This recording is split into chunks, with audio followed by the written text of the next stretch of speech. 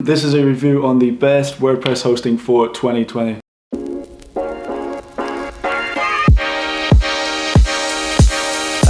So yeah, if you're watching this video, you pretty much already know the importance of hosting. It's the backbone to your organization and your website. Simply put, if you've got shitty hosting, your users are going to have like a really shitty time on your website. So let's dive right in. The first thing we want to understand is the types of hosting available. So there's three main types of hosting. There's shared hosting, there's unmanaged VPS hosting, and there's managed VPS hosting. So the first type of hosting is shared hosting. This is where a company will rent out a small portion of their server and they'll run like heaps and heaps of websites on it. So who's this kind of hosting for? It's for people with low performance sites, not much traffic, not much functionality. It's for beginners and it's for people on a budget and not really concerned about overall performance. Typical prices range from $2.75 for the HostGator package all the way up to $34.95 for SiteGeek's GoGeek package.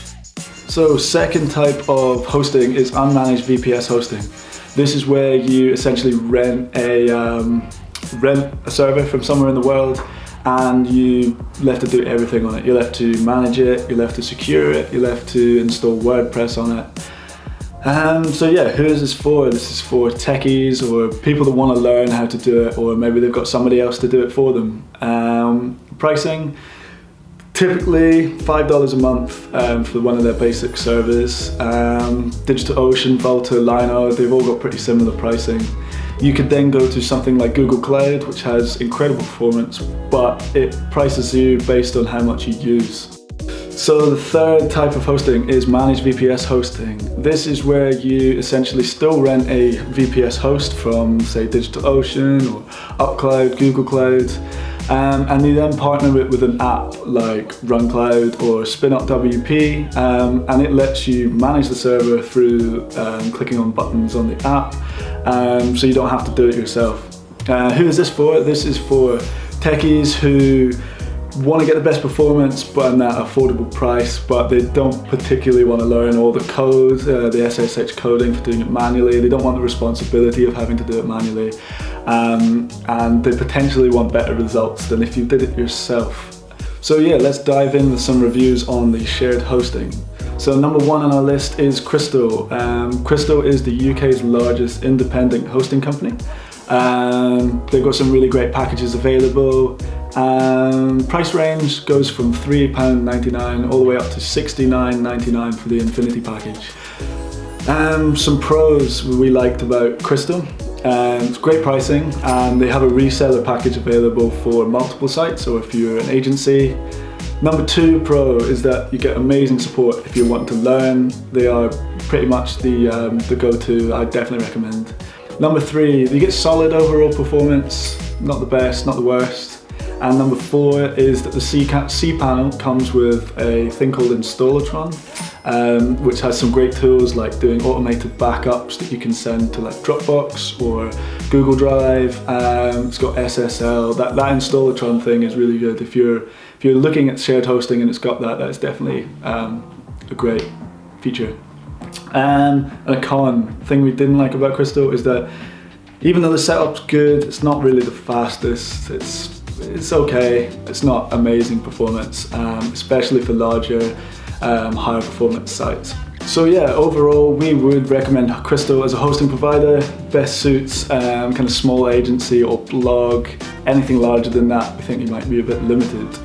So second on our list is Siteground. If you've been looking at hosting, you've probably come across Siteground. We were a bit disappointed with Siteground, to be honest. We left them 1.5 stars on our blog. Pros, amazing support. Could probably teach you quite a lot as well, like Krystal, if you were learning or starting your web journey. Number two, it's got an okay Siteground optimizer which helps you speed a bit, but I still think that's a little bit overrated. So some cons of Siteground, more cons than pros in this case. Big restrictions on CPU. You'll probably run into timeout errors, especially if your site's a bit more comprehensive than something fairly basic. Second thing is Siteground's an absolute no-go if you use Divi. If you use Divi Builder, it eats through CPU, especially if you've got like a larger site, and you'll just get timeouts like all the time. It's really irritating. We literally couldn't use Siteground with Divi. And we had countless errors with SSL certificates installations. And another con, something not massive, but their cPanel looks pretty dated. Doesn't come with Installatron like Krystal does. So overall, if you're looking at shared hosting, we would probably recommend going with Krystal as over Siteground. A few other sites names, one.com, they're fairly good for beginners, nothing more to say about that. TSO Host, we use these in the very beginning. They have a cool white label. You can like put your own logo in on like the cPanel, and then give your clients a login and like change the colors and stuff, which is kind of cool. But overall performance is not the best. HostGator, it's just like GoDaddy, crazy cheap, not really much else to it, and no real performance. Bluehost, again, like HostGator, probably wouldn't even bother. Namecheap, cheap is in the name. If you're trying to take your hosting a bit more seriously, probably wouldn't even bother looking at Namecheap. 1&1, pretty awful again. They're probably one of the better, cheaper ones, but still, if you're trying to take your hosting a bit more seriously, definitely wouldn't recommend. Okay, so now on to reviews of unmanaged VPS hosting, and the first one up is DigitalOcean. So some pros of DigitalOcean is that number one, it is crazy cheap, literally $5 a month for the basic host. Second pro is that you get great speeds, great performance right out of the box. It's just a really, really great host. Number three is that it's easy to set up and install things like WordPress. They've got like one-click installers, and it'll kind of guide you through it. Maybe watch a couple of YouTube tutorials, and it'll start making sense on how to do that. And it comes pre-installed with things like limit login attempts and brute force login preventions. And it also helps you set up SSL with Let's Encrypt, which is quite nice. So, some cons. There is a slight delay on time to first byte, which is basically when you type your website URL in and you click enter. It's the time from when you've basically clicked enter to when the server starts actually getting data to your computer. So it's that little delay in there.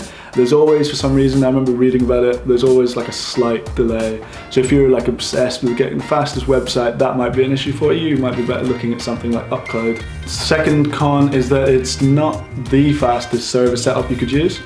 Really great performance overall. We use it for all of our sites, but it's not the fastest. So overall for DigitalOcean it's definitely a solid choice for any hosting product, and great price really. So number two on the unmanaged VPS hosting list is Google Cloud. With this you get amazing speeds, it's part of the Google family, and you get affordable pricing with like a monthly estimate. It tells you how much it's kind of going to cost. So some cons for Google Cloud. One is that it can be difficult to navigate through the platform. There's just so many Google products that, like, compared to DigitalOcean, where all they sell is hosting, you might get a bit lost, especially if you're not familiar with the platform. Number two, it's a lot more expensive than DigitalOcean. For example, let me read this off. A 2 vCPU with 1 GB memory, 10 GB storage would be $48.75 a month, which is just an estimate. Obviously, if you have spikes in traffic, it will go up. Whereas DigitalOcean's equivalent 2 vCPU with 2 GB memory and 60 GB storage is only $15 a month. So quite a huge, big price difference there. And third con is that it is unpredictable. So you're charged based on how much it's used as opposed to a flat fee like DigitalOcean. So some other unmanaged VPS hosts that you might want to look into is Linode, Vultr, UpCloud. They're all pretty similar to DigitalOcean, same pricing, same kind of package. You've also got Amazon Web Server, which is, we probably wouldn't even bother. It's good performance, but painful to set up. There's just so many Amazon products out there that like you'd be better going with another alternative for a cheaper price, really. There's also Ramnode and WebDoc, two hosts that we haven't tried out yet, but are on our list. Ramnode, their website doesn't particularly fill me with confidence, but WebDoc does look fairly fairly decent, no bold claims about speed or anything. So first on our managed VPS hosting list is Closte. Closte are, at least I think that's how you say it, they use Google Cloud as their server. From memory, you don't actually have to interact anywhere with Google Cloud itself. It's all ready to go through Closte. Some benefits is that it's got incredible speeds. It's probably some of the fastest speeds that we've seen with the host. Really quick and easy to use staging environments, so you literally click and it's done, and you can push to live. Uses Google Cloud as well, which has some great speeds and just great for Google lovers out there like us. Some cons is that because it uses Google Cloud, it's got unpredictable billing. So if you've got any spikes in traffic or anything, you're going to end up paying more that month than you will possibly last month. Number two is that it only uses Google Cloud. Unlike services like SpinupWP or RunCloud where you can use any server, it only uses Google Cloud. Three, the billing we found could be a bit easier. We're still kind of unsure whether you top the site up with like credits. So yeah, overall Closte is a great platform. We definitely recommend it. Great out of the box and easy to use with great performance, not necessarily the cheapest or most affordable. So the next on our managed VPS hosting list is SpinupWP. SpinupWP is one of many hosting panels that you can work with any server. So DigitalOcean, Google Cloud, anything that uses SSH you can use with SpinupWP. So the price range, the starting package is $9 and that allows for one server and unlimited websites. We personally use the $19 a month package, which has unlimited websites and 3 servers. So we have like a development server and then we have a live server, which we put our live sites on, obviously. So yeah, and with this you still need to have a subscription to a VPS host. So for example, DigitalOcean at $5 a month for your minimum one. So some pros of SpinupWP is that there's no limit to the amount of sites that you can use with it.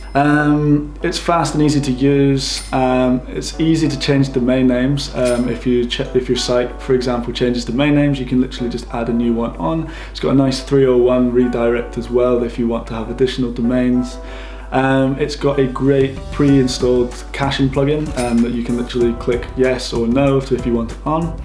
It's got easy site cloning, so you literally click clone and it will copy a complete version of your site over, and on this you can do your updates or you test different things out, and it notifies you when there are server updates to be done, which is around 1 or 2 times a month. Some cons of SpinupWP: one, the support is additional cost.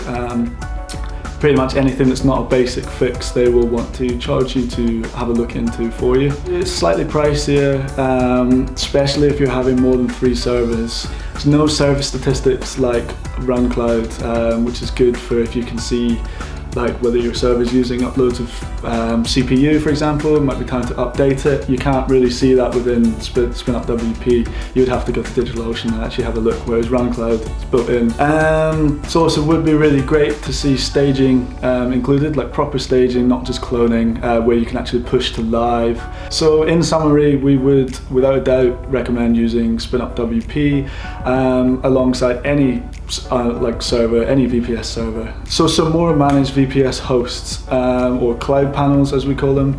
RunCloud is a great platform. It's got server statistics, which is nice. It's a bit more comprehensive than SpinupWP. It also has a free plan for one server, not including SSLs, if you want to maybe try this out. The only reason we didn't use RunCloud is because we had some issues using it with Elementor. The support team did fix it, but it took like a week. And within that time, we'd already tried out SpinupWP and just decided to go with them because there was no issues. Server Pilot is another one. They've been in the game for ages. It's a great platform, looks pretty basic and is a bit more pricier than SpinupWP. So to conclude this video with the best WordPress hosting for 2020, we would go with a combination of SpinupWP alongside DigitalOcean, just for great value for money. easy to use, and really great performance and speeds. If you want to read this blog in a bit more detail, head over to dabhandmarketing.com/best WordPress hosting 2020.